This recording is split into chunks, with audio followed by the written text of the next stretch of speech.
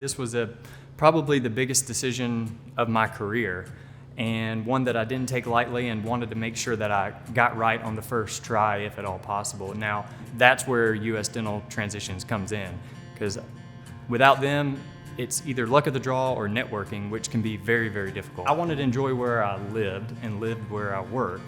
So it took a little bit longer to go about it that way, but I'm happy that I did.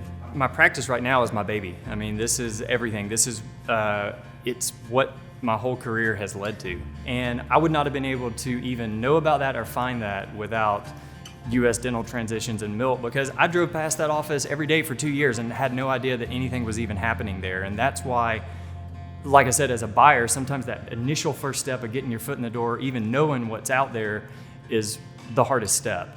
I would say that it's not necessarily a market where you can just open up any place and be successful. It needs to be the right spot for you. There needs to be a good fit.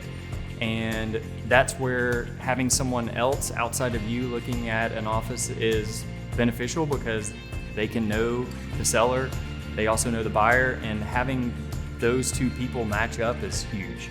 And ultimately, that's what's gonna make you successful. You need to have confidence in what you're planning to do, but also it needs to be a good fit too. So I owe everything to Milt. I mean, like I said, this was probably the biggest step in my career.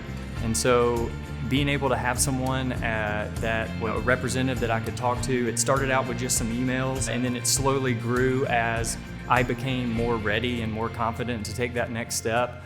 And Milt was great with being able to be responsive to emails, being able to have phone calls, personal meetings, but with his resources, he was able to put me in touch with the right people and places at the right time.